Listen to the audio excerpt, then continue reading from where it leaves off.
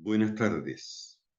En nombre de nuestra colega, doña Eliana Albala, voy a dar lectura a su disertación, Cadencias conclusivas en la música de la prosa, en homenaje de don Alfredo Matos. Escribo este pequeño ensayo con la finalidad de indicar la ubicación, ejemplificar, analizar y demostrar el valor funcional de un fenómeno novedoso que he observado en la prosa de algunas obras literarias, inédito en los estudios teóricos de habla hispana. Aunque el hecho pertenece exclusivamente al significante, lo meritorio de su presencia es muchas veces la concordancia estética, no arbitraria, con el significado. Calidad pertinente a la gran literatura, extensamente examinada en los estudios crítico-teóricos de la investigación estilística. Basta con abrir las páginas de un texto de autor literario, sensible, creativo, un ensayo, memorias, un cuento, una novela, para mostrar la localización de este fenómeno y probar con ello su materialidad concreta y objetiva, la extensamente vetada y censurada presencia de la rima en los textos en prosa. No se piense que ella se encuentra en cualquier parte contaminando y destruyendo. Ante la paradoja de exaltar algo indebido, lo importante es recalcar aquí que nos hallamos ante la novedad de una disposición inexplorada, procedimiento realizado por los escritores desde que existe la literatura, pero de manera inconsciente. Y lo notable es que se caracteriza por ser, primero, una formalidad estrictamente sistemática. Segundo, que entre otras muchas funciones subjetivas, tiene la posibilidad de producir una función estética específicamente determinada y preeminente. Formalidad que trataré de fundamentar apoyada en variadas y múltiples nociones, pero también en los heterogéneos componentes de su morfología. Introducción. ¿Por dónde comenzar? Pregunta que reconoce de antemano la idea de que el fenómeno que se verá en este ensayo no es un objeto sencillo, sino que, contrariamente, a pesar de su apariencia materialmente compacta y unitaria, en él veremos que se esconden no solo muchos factores de manera compleja, sino además el contenido de variadas nociones acerca del lenguaje y otras asignaturas de diferente categoría, implícitas en este resultado tan simple y concreto. La pregunta inicial, ¿por dónde comenzar?, no es un adorno retórico, de ninguna manera. En un fenómeno tan obvio como el que veremos, se aunan y se empalman materias tan dispares como la relación no arbitraria entre significante y significado en la escritura literaria, algunos preceptos de la estilística, la forma gráfica del párrafo y su similitud con el verso, el punto final y la continuidad obligada de un espacio ulterior, espacio gráfico y silencio, escritura literaria, cierre del párrafo y su relación con la música, necesidad de la rima en la música de la prosa y la contradicción paradojal de su infaltable censura, entonación y volumen, rima asonante y rima consonante, literatura, ritmo y melodía. Siempre que los escritores opinan sobre su actividad literaria, lo primero que dicen es la importancia que conceden al ritmo de la frase.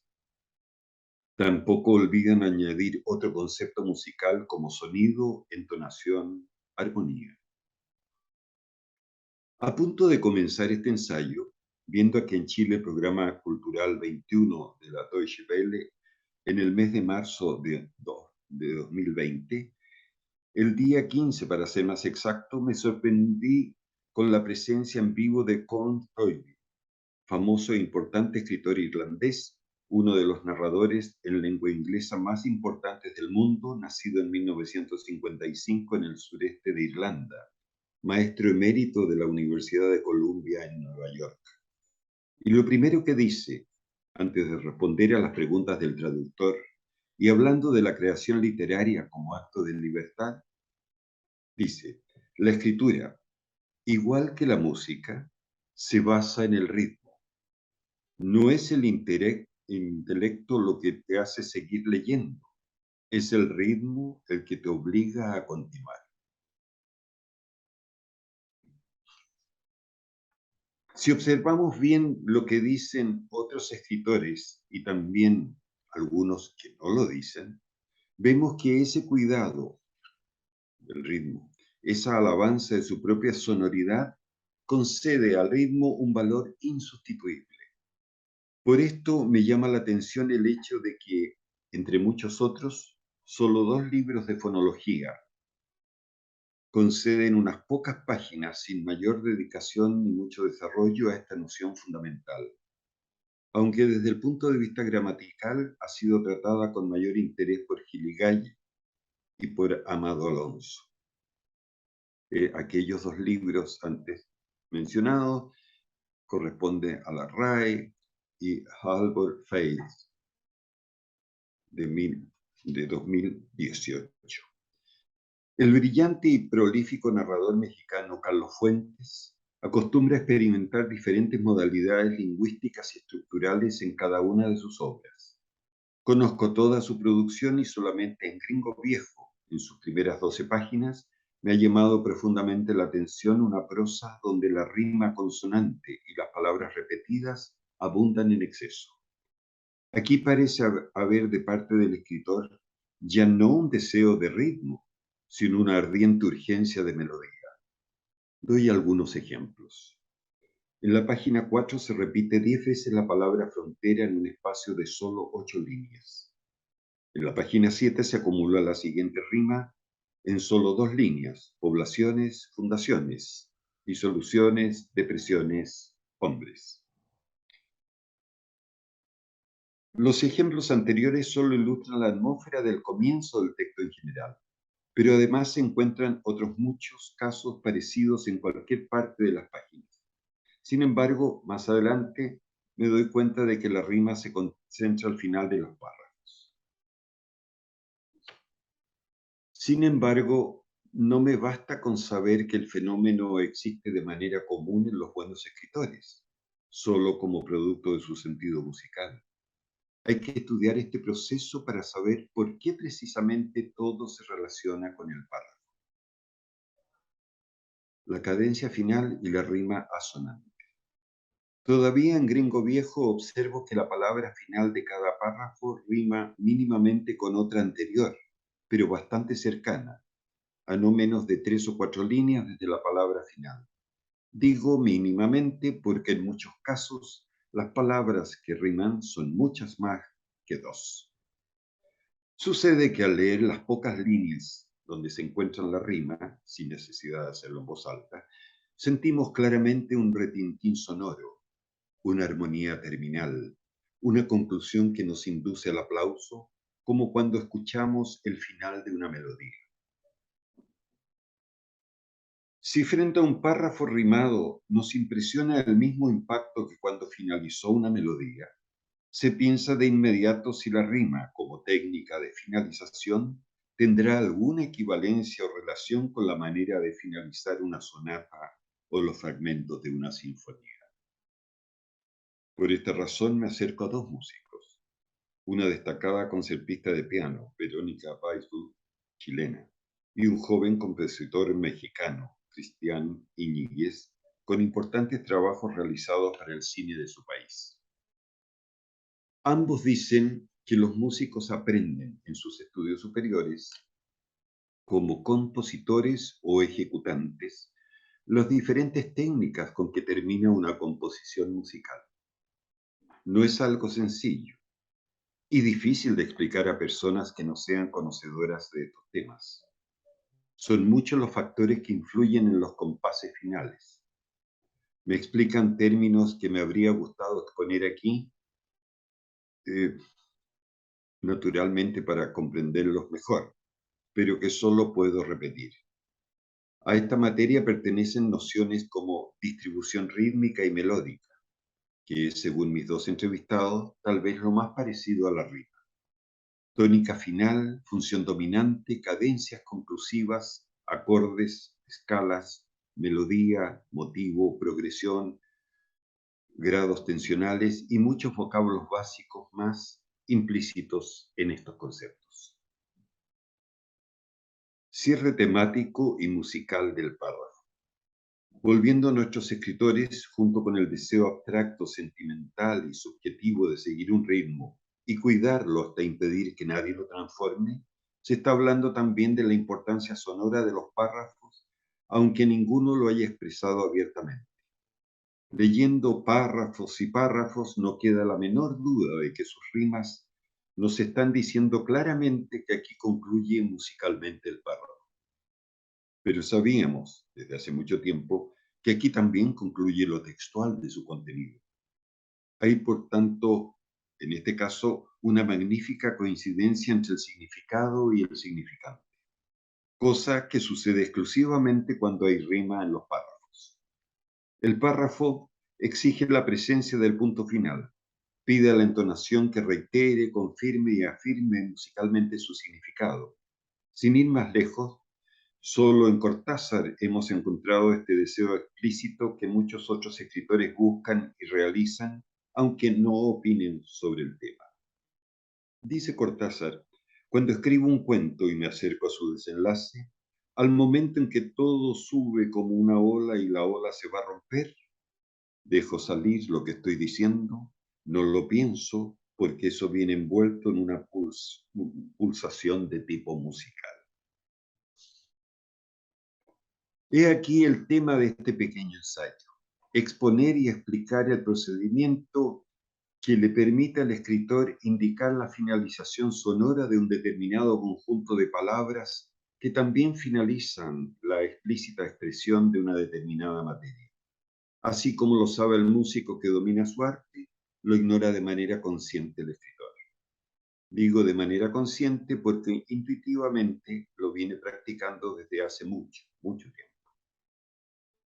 Sabemos por la novela de Carlos Fuentes que el misterio consiste en colocar la rima en la conclusión de los párrafos. El escritor lo logra finalmente, pero solo después de muchas pruebas queda conforme. Esto lo digo también por experiencia propia antes de conocer el secreto. Y esto se debe a que ignora el camino que los músicos tienen para sí mismos perfectamente claro. Conviene recordar que en la escritura literaria no solo hay conclusión cuando acaba un cuento, un capítulo o un libro entero. Tomás Navarro Tomás nos ha explicado también la entonación final de cada frase. Y ahora nos importa, en este ensayo, lo que sucede al final de cada párrafo, en el que colocamos siempre un punto final, nombre que da la RAE al que generalmente llamamos punto aparte cuando no corresponde al que cierra el último párrafo del texto determinado. Tampoco hay que olvidar el espacio que queda en la línea donde se coloca el punto, espacio que además aumenta con la sangría de la línea siguiente. Podría interpretarse este espacio como un pequeño silencio. Los silencios también son signos musicales. Para George Steiner, la interpretación de la poiesis y música es tan estrecha que su origen es indivisible. En las formas clásicas de la organización musical hay cierta gramática que tiene analogías y ciertos paralelismos válidos con el proceso del lenguaje. La búsqueda estilística, significante y significado. Aquí me gustaría recordar y reiterar un fenómeno repetido en todos aquellos escritores que han expresado subjetivamente pulsiones musicales imposibles de eludir, considerándolas aún más importantes que los contenidos concretos de sus obras, pero que exponen de manera enigmática, incomprensible, poética, misteriosa. No nos dicen el cómo y el por qué se producen, dónde, cuándo.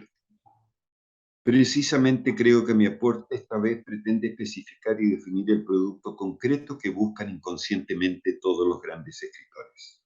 Me refiero a la riqueza del signo con sus dos caras expresivas, el significado y el significante. Términos saussurianos que se refieren por una parte a lo que el signo dice como contenido objetivo y por otra a la envoltura sonora en que descansan no solo las palabras orales, sino todo el lenguaje humano, tanto en el habla como en la escritura.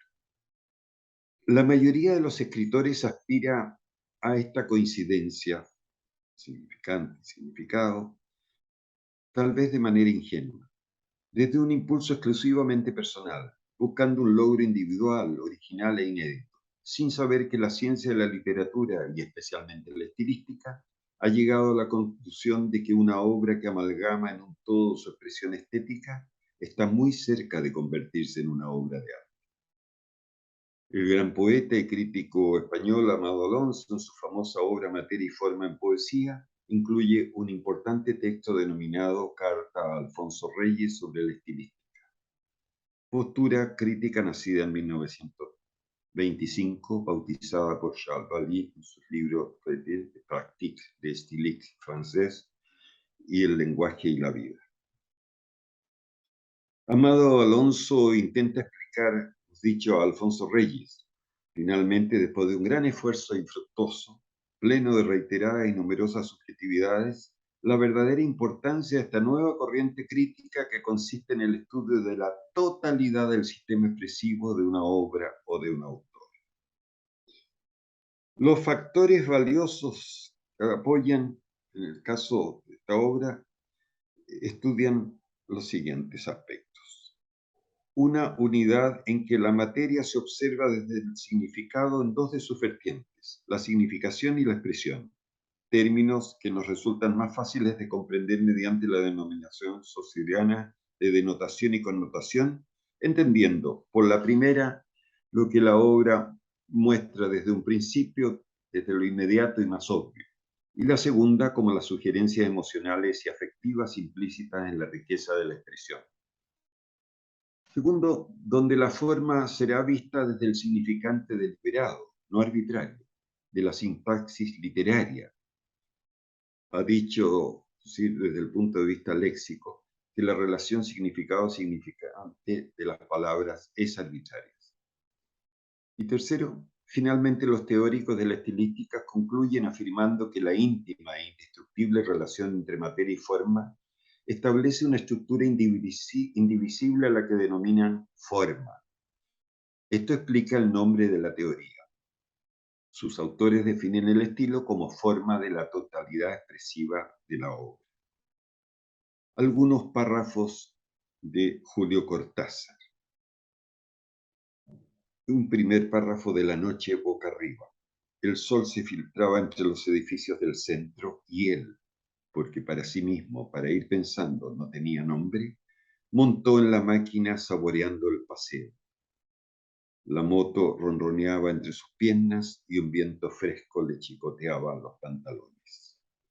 Vemos que pantalones rima con nombre. Dicha asonancia bastaría para afirmar que el párrafo está normalmente rimado porque la última palabra ha encontrado su equivalente a solo 2 líneas de distancia. Por razones de tiempo no podemos ser demasiado prolijo en cada uno de los ejemplos. Vamos a un párrafo quinto. Alguien de blanco, alto y delgado, se le acercó y se puso a mirar la radiografía. Manos de mujer le acomodaban la cabeza. Sintió que lo pasaban de una camilla a otra.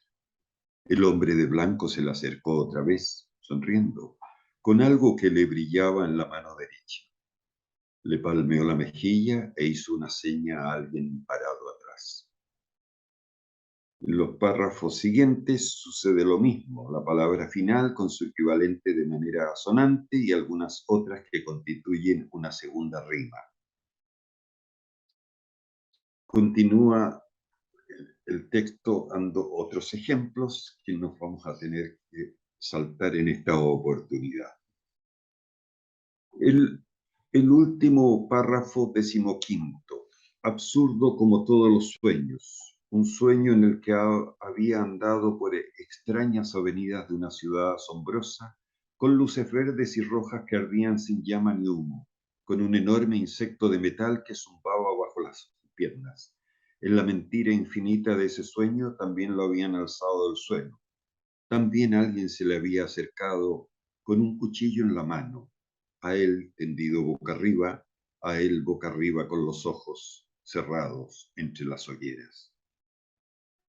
La recolección duplicada en todos estos párrafos sucede que un sueño en el que había andado por extrañas avenidas, y hay un aspecto. una enumeración de entidades que se van presentando a través del transcurso de la narración, luces verdes y rojas, luces que arden sin llama ni humo, etc. Reiteraciones como ciudad asombrosa, mentira infinita, extrañas avenidas, sueño absurdo. Repetición insistente de ciertas palabras, todos los sueños, un sueño, la mentira infinita de ese sueño. Repetición de acontecimientos, a él tendido boca arriba, a él boca arriba con los ojos cerrados. El verso y la prosa, diseño gráfico y silencio. Paso por el momento de la prosa al verso. A la rima de la poesía. Sus líneas, que se llaman versos, si se quiere, pueden no estar rimadas. Pero si lo están, hay asonantes y consonantes, continuas o alternadas, cruzadas o abrazadas, colocadas en versos más cortos o más largos. Pase lo que pasare en el tamaño o en la rima del verso, hay siempre en los versos un diseño gráfico, fenómeno que se produce de manera invariable, porque fuera de muy pocos casos extraordinarios, el tamaño del verso más largo no toma nunca todo el espacio de margen a margen, y por lo tanto siempre queda un blanco. Ahora bien, la pregunta es, ¿cómo interpretar musicalmente ese blanco? ¿Realmente entre espacio y el verso siguiente se produce una pausa, un pequeño descanso? Estamos acostumbrados a considerar toda la puntuación como la música del texto. Estamos acostumbrados a hacer pequeñas o mayores pausas a causa de un punto, de una coma. Y también sabemos que al recitar un poema de muchos versos, no los leemos de corrido, como si fueran líneas gráficas de prosa, sino que damos a entender, de alguna manera, que hay un pequeño corte entre cada uno de ellos. De otro modo, romperíamos el ritmo del poema. En la obra Oralidad y Escritura, Walter Ong afirma que todo texto escrito implica vista y sonido, y según él, el espacio tipográfico influye no solo en la imaginación científica, sino también en la literaria, donde la psique lo percibe como silencio. ¿Dónde se halla el silencio que nos suscita la forma gráfica del párrafo? ¿Es o no equivalente a la forma gráfica del verso? Cuando termina el párrafo, del mismo modo que cuando termina el verso, queda un blanco en la línea del papel. Por supuesto que hay que aceptar la diferencia de los dos tamaños. La poesía siempre escueta, abreviada, y la prosa, que nació de lo conciso de la poesía, abre el abanico que en el verso se encontraba cerrado. Pero a su vez, en el párrafo crece un poco más debido a la sangría de la línea siguiente. No me parece exagerado sostener que la forma gráfica del párrafo es igual a la forma gráfica del verso, lo cual es verdad, solo que a pesar de la semejanza, en el párrafo se adicionan dos diferencias importantes: la facultad de expresar la conclusión de una idea y la colocación del punto final. Solo en el párrafo la musicalidad, la entonación de la rima tiene la facultad de transformarse en cadencia conclusiva. Polifonía que se parece mucho al retintín sonoro de una canción que termina, cuyo ritmo armonioso nos invita a aplaudir. Son las palabras de las rimas escritas en las líneas finales de los párrafos las que capta el oído a través de los ojos. Final y sugerencias. Sabemos que la rima puede estar no solo cuando acaba una obra, sino también en su camino, en el transcurso de su avance, como hemos visto en el cuento de Cortázar, donde la rima nunca dejó de estar presente. En este breve escrito no nos cabe la posibilidad de apreciar el verdadero sentido melódico de aquellos escritores que más nos interesan. Para ello sería necesario un estudio exhaustivo de las finales de sus párrafos, de sus cuentos, de las secciones de sus obras o de sus obras enteras. Observando a Borges, por ejemplo, descubro que no pone mayor interés en los párrafos aislados, pero sí en la conclusión de cada uno de los 11 cuentos del volumen El informe de Brody. Veo que la palabra final de la mayoría de ellos rima con dos o tres palabras cercanas de manera asonante. Sin embargo, Conviene destacar que en dos de estos cuentos, aparte de la rima asonante, hay también palabras que se repiten enteras, hecho que se convierte para el oído en rima consonante. Hay otros ejemplos de escritores que cita doña Eliana, García Márquez, el propio Donoso, y remata con Jorge Edwards. Es muy diferente, dice. Examino su extenso libro de memorias número 2 titulado Esclavos de la Consigna, donde si revisamos al azar párrafos sueltos, encontramos rimados casi el 100%, algunos con palabras completas repetidas y muchas rimas consonantes. También sorprende en la revisión melódica de los 36 finales de sus capítulos, no solo la absoluta presencia de la rima, sino además varios casos con la repetición insistente de la palabra final y algunos otros redundando mediante reiteradas frases completas. Edwards realmente impresiona tal vez más que Cortázar o García Márquez. Ha sido para mí una gran sorpresa. Sería interesante observar la relación significante-significado en esta y en otras de sus obras. Por lo que hemos visto, tal vez se llega a la conclusión de que es el escritor más musical de Hispanoamérica. Por suerte, se encuentra a nuestro alcance y creo que merece una entrevista amistosa para saber si él ya había llegado conscientemente a la fórmula conclusiva o esto es sencillamente producto de su estupendo oído. Con esto pongo fin al tema de la entonación conclusiva en la esperanza de que sea la ciencia fonológica del español la que dé validez a los ejemplos de este pequeño anticipo. De que el acento y los lugares, modos y tensiones articulatorias de consonantes y vocales nos explique físicamente el volumen que diferencia las dos grandes modalidades de la rima. De que un mayor interés por el ritmo supere lo que ya conocemos a partir de las nociones clásicas del verso. Sabemos que hay antiguos y valiosos estudios en alemán y en inglés. De que nos digan algo sobre la redundancia amplificadora del silencio. Muchas gracias.